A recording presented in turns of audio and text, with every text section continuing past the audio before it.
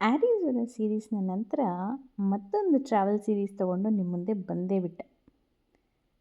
ಮತ್ತೊಂದು ಸೀರೀಸ್ ಅಂದರೆ ಯಾವುದು ಅಂತ ಗೆಸ್ ಮಾಡಿ ನೋಡೋಣ. ಸದ್ಯಕ್ಕಂತೂ ಡೋಹಾ ಏರ್ಪೋರ್ಟ್ ನೋಡ್ತಾ ಇದ್ದೀರ. ಯಾವ ಸೀರೀಸ್ ಸ್ಟಾರ್ಟ್ ಮಾಡ್ತಾ ಇದ್ದೀವಿ ಅಂತ ನೋಡೋಣ, ಯಾರೆಲ್ಲ ಸರಿಯಾಗಿ ಗೆಸ್ ಮಾಡ್ತೀರಾ ಅಂತ. ನೀವು ಗೆಸ್ ಮಾಡಿ ಕಮೆಂಟ್ ಸೆಕ್ಷನಲ್ಲಿ ಕಮೆಂಟ್ ಮಾಡಿ ತಿಳಿಸಿ ಏನಂತ ಗೆಸ್ ಮಾಡ್ತಾ ಇದ್ದೀರಾ ಅಂತ. ನಮಸ್ಕಾರ ಸ್ನೇಹಿತರೆ, ಕಾಫಿ ಟೈಮ್ ಕನ್ನಡದ ಮತ್ತೊಂದು ಸಂಚಿಕೆಗೆ, ಮತ್ತೊಂದು ಸೀರೀಸ್ಗೆ ನಿಮ್ಮೆಲ್ಲರಿಗೂ ಸ್ವಾಗತ. ಹೇಗಿದ್ದೀರಾ ನೀವೆಲ್ಲರೂ?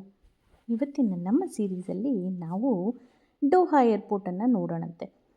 ಇನ್ಫ್ಯಾಕ್ಟ್ ನಾನು 2023ಯಲ್ಲಿ ನಾನು ಕೆಲವೊಂದು ಕ್ಲಿಪ್ಪಿಂಗ್ಸ್ ತೊಗೊಂಡಿದ್ದೆ. ಅದು ಆ್ಯಕ್ಚುಲಿ ನಿಮ್ಮ ಜೊತೆ ಶೇರ್ ಮಾಡೋದು ಮರ್ತೋಗಿದೆ. ಅಷ್ಟರಲ್ಲೇ ಇನ್ನೊಂದ್ಸಲಿ 2025ಅಲ್ಲಿ ಮತ್ತೆ ಡೋಹಾ ಕಡೆಗೆ ನಮ್ಮ ಪ್ರಯಾಣ. ಹಾಗಾಗಿ ಏನೆಲ್ಲ ನಡೆಯಿತು ಈ 2 ವರ್ಷಗಳಲ್ಲಿ ಅಂತ ತುಂಬಾ ನನಗೆ ವಿಷಯಗಳು ನಿಮ್ಮ ಜೊತೆ ಹಂಚ್ಕೊಳ್ಳೋದಿದೆ. ಯಾಕೆ ಗೊತ್ತಾ, 2 ವರ್ಷಗಳಲ್ಲಿ ಈ ಏರ್ಪೋರ್ಟು ತುಂಬಾ ಬದಲಾಗ್ಬಿಟ್ಟಿದೆ. ಅದನ್ನೇ ನೀವಿಲ್ಲಿ ನೋಡ್ತಾ ಇದ್ದೀರ. ಸದ್ಯಕ್ಕಂತೂ 2023ಯಲ್ಲಿ ಈ ಏರ್ಪೋರ್ಟ್ ಹೇಗಿತ್ತು ಅಂತ ನೋಡ್ತಾ ಇದ್ದೆ. ಆದರೆ 2025 ಬರೋ ಅಷ್ಟೊತ್ತಿಗೆ ನಾನು ಈಗಾಗಲೇ ಹೇಳಿದಾಗೆ ಸಾಕಷ್ಟು ಇದು ಬದಲಾಗಿದೆ. ನನಗಂತೂ ತುಂಬಾ ಇಷ್ಟ ಆಯಿತು. 2 ವರ್ಷಗಳಲ್ಲಿ ನಾನು ನೋಡಿದಂಥ ಏರ್ಪೋರ್ಟೇನಾ ಇದು ಅಂತ ಆಶ್ಚರ್ಯನೂ ಆಯಿತು. ಹಾಗಾಗಿ ಹೇಗಿದ್ದರೂ ನಾನು 23ದು ನಾನು ನಿಮ್ಮ ಜೊತೆ ಹಂಚ್ಕೊಂಡಿರಲಿಲ್ಲ ಅಲ್ವಾ. ಸೊ ಇದೇ ಒಂದು ಸಂದರ್ಭನ ನಾನು ಮುಂದೆ ಇಟ್ಕೊಂಡು ನಿಮ್ಮ ಜೊತೆ 23 ವರ್ಸಸ್ 25 ಅನ್ನೋ ಒಂದು ವಿಡಿಯೋನ ನಿಮ್ಮ ಜೊತೆ ಯಾಕೆ ಹಂಚ್ಕೋಬಾರ್ದು ಅಂತ ಹೇಳಿಬಿಟ್ಟು ಈ ವಿಡಿಯೋನ ಇಲ್ಲಿ ಪೋಸ್ಟ್ ಮಾಡ್ತಾಯಿದ್ದೀನಿ. ಏರ್ಪೋರ್ಟ್ ಎಷ್ಟೇ ಬದಲಾದರೂ ಫುಡ್ ಮಾತ್ರ ಹಾಗೇ ಇದೆ ಸ್ನೇಹಿತರೆ. ಈ ವಿಡಿಯೋದಲ್ಲಿ ನಿಮ್ಗೆ ಅದು ನೋಡೋದಕ್ಕೆ ಸಿಗುತ್ತೆ.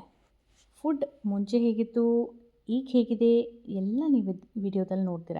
ಆದರೆ ನಾನು ಈಗಾಗಲೇ ಹೇಳಿದ್ನಲ್ಲ, ಫುಡ್ ಮಾತ್ರ ಏನೂ ವ್ಯತ್ಯಾಸ ಇರಲಿಲ್ಲ. ಇನ್ನು ಹೇಳಬೇಕು ಅಂದರೆ ಫ್ಲೈಟ್ನ ಒಂದು ಫುಡ್ ಇನ್ನೂ ವರ್ಸ್ಟ್ ಆಗ್ತಾ ಇದೆ ದಿನೇ ದಿನೇ ಅಂತ ನನಗನ್ಸುತ್ತೆ. ಪ್ರೀ ಕೋವಿಡ್ ಮತ್ತು ಪೋಸ್ಟ್ ಕೋವಿಡ್ ಅಂತಲೇ ಒಂದು ಸೀರೀಸ್ ಮಾಡಬೇಕು ಅನಿಸುತ್ತೆ ಈಗ. ಏಕೆಂದರೆ ಪ್ರೀ ಕೋವಿಡ್ ತೊಗೊಂಡ್ರೆ ತುಂಬಾ ಚೆನ್ನಾಗಿತ್ತು. ಎಲ್ಲ ಫೆಸಿಲಿಟೀಸ್ ಇರ್ಬೋದು, ಆ ಫ್ಲೈಟಿಗೆ ನಾವೇನು ದುಡ್ಡು ಕೊಡ್ತೀವಿ ಅದಕ್ಕೆ ತಕ್ಕಂತೆ ಫುಡ್ ಫೆಸಿಲಿಟೀಸ್ ಎಲ್ಲ ಚೆನ್ನಾಗಿತ್ತು. ಆದರೆ ಬರ್ತಾ ಬರ್ತಾ ಪೋಸ್ಟ್ ಕೋವಿಡಿಗೆ ಬರೋ ಅಷ್ಟೊತ್ತಿಗೆ ಎಲ್ಲ ತುಂಬ ವರ್ಸ್ಟ್ ಆಗ್ತಾಯಿದೆ. ಫುಡ್ಡಂತೂ ಲಿಟ್ರಲಿ ಟೇಸ್ಟ್ಲೆಸ್ ಆಗ್ತಾಯಿದೆ ಅಂತ ಹೇಳ್ಬೋದು. ಮತ್ತು ಇಲ್ಲಿ ಕಾಣಿಸ್ತಾ ಇದೆಯಲ್ಲ, ಈ ಮೂವಿ ಬಂದುಬಿಟ್ಟು ನಾವು ಹ್ಯಾಲಿಫ್ಯಾಕ್ಸಲ್ಲಿ ನಮ್ಮ ನೇಬರ್ಸ್ ಒಬ್ಬರಿದ್ರು, ಅವ್ರ ಮೇಲೆ ಮಾಡಿದಂಥ ಒಂದು ಮೂವಿ ಇದು. ಈ ಮೂವಿನ ನಾನು ಫ್ಲೈಟಲ್ಲಿ ನೋಡೋ ಅಷ್ಟೊತ್ತಿಗೆ ನಂಗೆ ತುಂಬಾ ಆಶ್ಚರ್ಯ ಆಯಿತು. ಇನ್ಫ್ಯಾಕ್ಟ್ ಅವರ ಸ್ಟೋರಿ ಎಲ್ಲ ನಂಗೆ ಈಗಾಗಲೇ ಗೊತ್ತಿದ್ರೂ ನಮ್ಮ ನೇಬರ್ಸ್ ಆಗಿದ್ರಲ್ಲ, ಸೊ ಹಾಗಾಗಿ ಅವರ ಒಂದು ಮೂವಿನ ನೋಡಲೇಬೇಕು ಅಂತ ಹೇಳಿಬಿಟ್ಟು ಫ್ಲೈಟಲ್ಲಿ ನಾನು ನೋಡೇ ಬಿಟ್ಟೆ. 2023ಯಲ್ಲಿ ಆ ಮೂವಿ ಇತ್ತು, ಆದರೆ 25ಗೆ ಬರೋ ಅಷ್ಟೊತ್ತಿಗೆ ಆ ಮೂವಿ ಇರಲಿಲ್ಲ. ಬಟ್ ಸ್ಟಿಲ್ ನಾನು ಕ್ಲಿಪ್ಪಿಂಗ್ ತೊಗೊಂಡಿದ್ನಲ್ಲ, ಅದನ್ನು ನಾನು ನಮ್ಮ ನೇಬರ್ಸ್ ಹತ್ರ ಶೇರ್ ಮಾಡಿದೆ. ಅವರಿಗೆ ಎಷ್ಟು ಖುಷಿಯಾಯಿತು ಅಂದರೆ, ಅಟ್ಲೀಸ್ಟ್ ಯಾರೋ ಒಬ್ಬರು ನೋಡಿದ್ದಾರೆ, ಅದು ಅಲ್ಲದೆ ಅವ್ರ ಪಕ್ಕದ ಮನೆಯವರೇ ನೋಡಿದ್ದಾರೆ ಅಂತ ಅವ್ರಿಗೆ ಗೊತ್ತಾದಾಗ ಇನ್ನೂ ತುಂಬ ಖುಷಿಪಟ್ಟರು. ಆ ಮೂವಿ ನಿಮಗೆಲ್ಲಾದರೂ ನೋಡೋದಕ್ಕೆ ಸಿಕ್ಕರೆ ನೋಡಿ, ಖಂಡಿತವಾಗೂ ನೀವು ನೋಡಿ, ನೀವು ಆ ಒಂದು ಕಥೆಯಿಂದ ಅವರೊಂದು ಜೀವನದ ಒಂದು ಕಥೆ ಏನಿದೆ ಅದರಿಂದ ಇನ್ಸ್ಪೈರ್ ಆಗ್ತೀರಾ ಅಂತ ಭಾವಿಸ್ತೀನಿ. ಇಷ್ಟಕ್ಕೂ ಅವರು ತುಂಬಾ ಯಮ್ಮಿ ಚಾಕ್ಲೇಟ್ಸ್ ಮಾಡ್ತಾರೆ. ಅವರು ಒಂದು ಬಿಸ್ನೆಸ್ಸನ್ನೇ ಸೆಟಪ್ ಮಾಡ್ಕೊಂಡಿದ್ದಾರೆ ಹ್ಯಾಲಿಫ್ಯಾಕ್ಸಲ್ಲಿ. ಸೊ ಹಾಗಾಗಿ ಆ ಚಾಕ್ಲೇಟ್ ಸಹ ನಾನು ತಿಂದಿದ್ದೀನಿ. ಆ ರುಚಿ ನನಗೆ ನೋಡೋದಕ್ಕೆ ಒಂದು ಸೌಭಾಗ್ಯ ಸಿಕ್ತು ಅಂತ ನನಗನ್ಸುತ್ತೆ. ಸರಿ, ಮತ್ತು 2023 ಕ್ಲಿಪ್ಪಿಂಗ್ಸ್ ಎಲ್ಲ ನೋಡಿದ್ವಿ. ಈಗ ನೋಡಿ 2025 ಬರೋ ಅಷ್ಟೊತ್ತಿಗೆ ಈ ಏರ್ಪೋರ್ಟ್ ಎಷ್ಟು ಸುಂದರವಾಗಿ ಬದಲಾಗಿದೆ ಅಂತ ಹೇಳಿಬಿಟ್ಟು. ಸಾಕಷ್ಟು ಜನಕ್ಕೆ ಗೊತ್ತೇ ಇರುತ್ತೆ ಸಿಂಗಾಪುರ್ ಏರ್ಪೋರ್ಟ್ ಈ ರೀತಿ ಇದೆ ಅಂತ. ಇಲ್ಲಿ ಡೋಹಾದಲ್ಲೂ ಈ ರೀತಿಯಾದಂಥ ಒಂದು ತುಂಬಾ ಸುಂದರವಾದಂಥ ಒಂದು ಏರ್ಪೋರ್ಟನ್ನು ಕ್ರಿಯೇಟ್ ಮಾಡಿದ್ದಾರೆ. ಲಾಂಗ್ ಫ್ಲೈಟ್ ಜರ್ನಿ ಎಲ್ಲ ಮಾಡಿದ್ಮೇಲೆ ಈ ರೀತಿ ಒಂದು ಜಾಗಕ್ಕೆ ಬಂದು ಸುಸ್ತಾಯಿಸ್ಕೊಂಡಾಗ ತುಂಬಾ ಚೆನ್ನಾಗಿರುತ್ತೆ ಅಲ್ವಾ. ಟ್ರಾನ್ಸಿಟಲ್ಲಿ ಈ ರೀತಿ ಒಂದು ವಾತಾವರಣ ಸೃಷ್ಟಿ ಮಾಡ್ತಾ ಇರೋದು ಇತ್ತೀಚೆಗಂತೂ ಎಲ್ಲ ಏರ್ಪೋರ್ಟ್ಸಲ್ಲೂ ಈ ರೀತಿ ಮಾಡ್ತಾಯಿದ್ದಾರೆ. ಯಾಕಂದರೆ ಆ ಗ್ರೀನರಿ, ಆ ನೇಚರ್ ಒಂದು ಸೊಬಗೇನಿದೆ ಅದನ್ನು ಏರ್ಪೋರ್ಟ್ ಒಳಗಡೆ ತೊಗೊಂಬಂದಾಗ ತುಂಬಾ ಚೆನ್ನಾಗಿ ಅನಿಸುತ್ತೆ, ತುಂಬಾ ಲೈವ್ಲಿಯಾಗಿ ಅನಿಸುತ್ತೆ, ಒಂದು ಫ್ರೆಶ್ ಫೀಲಿಂಗ್ ಬರುತ್ತೆ ಅಂತ ನನಗನ್ಸುತ್ತೆ. ನಿಮಗೇನು ಅನಿಸ್ತು ಅಂತ ಹೇಳಿಬಿಟ್ಟು ತಿಳಿಸೋದನ್ನು ಮರಿಬೇಡಿ. ಈ ಒಂದು ಏರ್ಪೋರ್ಟಲ್ಲಂತೂ ನಮಗೆ ತುಂಬ ಕಮ್ಮಿ ಟೈಮ್ ಇತ್ತು. ಹಾಗಾಗಿ ನಾವು ಎಷ್ಟೆಲ್ಲ ಎಕ್ಸ್ಪ್ಲೋರ್ ಮಾಡ್ಬೋದು ಅಷ್ಟು ಮಾತ್ರ ಎಕ್ಸ್ಪ್ಲೋರ್ ಮಾಡಿದ್ವಿ. ನೋಡ್ತಾ ಇದ್ದೀರಲ್ಲ ಎಷ್ಟು ಬೃಹದಾಕಾರದಲ್ಲಿ ಮಾಡಿದ್ದಾರೆ ಅಂತ ಹೇಳಿಬಿಟ್ಟು. ತುಂಬ ಜನ ಇಲ್ಲಿ ಪಿಕ್ಚರ್ಸ್ ತೊಗೊಳ್ತಾ ಇದ್ರು. ನಿಮಗೆ ವಿಡಿಯೋದಲ್ಲಿ ಕಾಣಿಸ್ತಾ ಇದೆಯಲ್ಲ ಎಷ್ಟೊಂದು ಜನ ಸುಸ್ತಾಗಿಸ್ಕೊಳ್ತಾ ಇದ್ದಾರೆ. ಸಾಕಷ್ಟು ಜನ ಅಲ್ಲಲ್ಲೇ ಮಲಗಿದ್ದಾರೆ. ಮೇ ಬಿ ಅವ್ರಿಗೆ ನೆಕ್ಸ್ಟ್ ಫ್ಲೈಟ್ಗೆ ಟೈಮ್ ಇತ್ತು ಅನಿಸುತ್ತೆ. ಹಾಗಾಗಿ ಅವ್ರು ಅಲ್ಲೇ ಸುಸ್ತಾಗಿಸ್ಕೊಳ್ತಾ ಇದ್ದಾರೆ.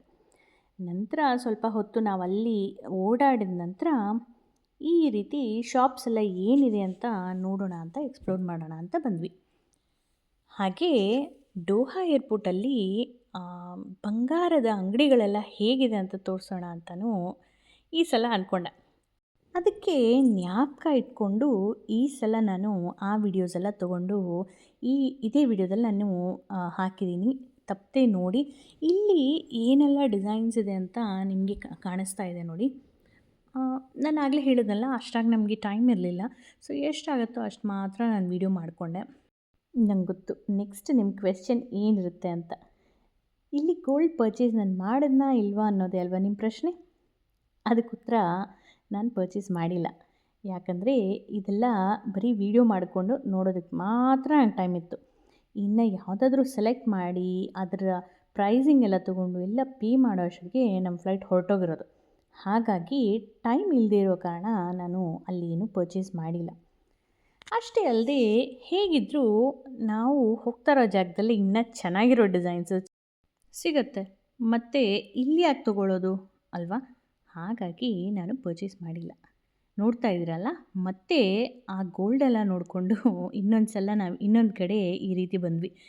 ಆವಾಗಲೇ ಕೆಳಗೆ ಹೋಗಿದ್ವಲ್ಲ, ಕೆಳಗೆ ಅಲ್ಲದೆ ಇಲ್ಲಿ ಸ್ವಲ್ಪ ಕತ್ಲಾಗ್ತಿದ್ದಂತೆ ಮೇಲೆ ಈ ರೀತಿ ಲೈಟ್ಸ್ ಎಲ್ಲ ಆನ್ ಆಯಿತು. ಸರಿ ಅದನ್ನು ನೋಡೋಣ ಅಂತ ಹೇಳಿಬಿಟ್ಟು ನಾವು ಈ ರೀತಿ ಮೇಲೆ ಬಂದು ಇದನ್ನೆಲ್ಲ ಎಕ್ಸ್ಪ್ಲೋರ್ ಮಾಡ್ತಾಯಿದ್ದೀವಿ. ಹಾಗೆ ನಾನು ಆಗಲೇ ಹೇಳಿದೆಲ್ಲ ಪಿಕ್ಚರ್ಸ್ ತೊಗೊಳ್ಳೋದಕ್ಕೂ ತುಂಬ ಒಳ್ಳೆಯ ಜಾಗ ಆಗಿತ್ತು. ಪ್ರತಿಯೊಂದು ಮೂಲೆಯಲ್ಲೂ ಅವರ ಒಂದು ಸಂಸ್ಕೃತಿಯನ್ನು ಪ್ರತಿಬಿಂಬಿಸೋ ಥರ ತುಂಬಾ ಚೆನ್ನಾಗಿ ರೂಪಿಸಿದ್ದಾರೆ ಈ ಜಾಗನ. ನನಗಂತೂ ತುಂಬಾ ಇಷ್ಟ ಆಯಿತು.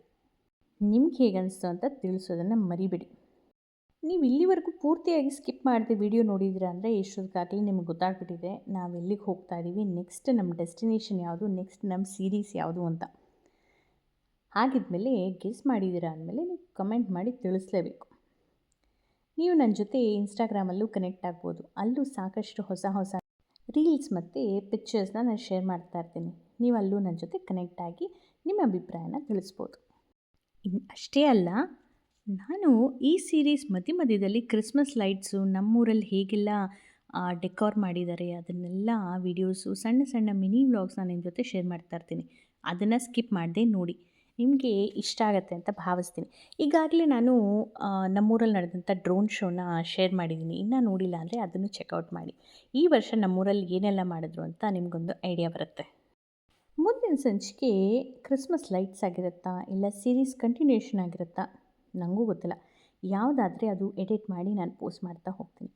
ಸರಿ, ಮತ್ತು ಈ ವಿಡಿಯೋ ಹೇಗೆ ಅನಿಸ್ತು ಅಂತ ತಿಳಿಸೋದನ್ನು ಮರಿಬೇಡಿ. ಹಾಗೆ ಸಬ್ಸ್ಕ್ರೈಬ್ ಮಾಡ್ಕೊಂಡಿಲ್ಲ ಅಂದರೆ ಬೇಗ ಹೋಗಿ ಸಬ್ಸ್ಕ್ರೈಬ್ ಮಾಡ್ಕೊಳ್ಳಿ. ಮುಂದಿನ ಸಂಚಿಕೆಯಲ್ಲಿ ಭೇಟಿ ಆಗೋಣ. ಅಲ್ಲಿವರೆಗೂ ಗೊತ್ತಲ್ಲ, ಖುಷಿಯಾಗಿರಿ, ಖುಷಿನ ಹಂಚ್ತಾ ಇರಿ. ಬಾಯ್.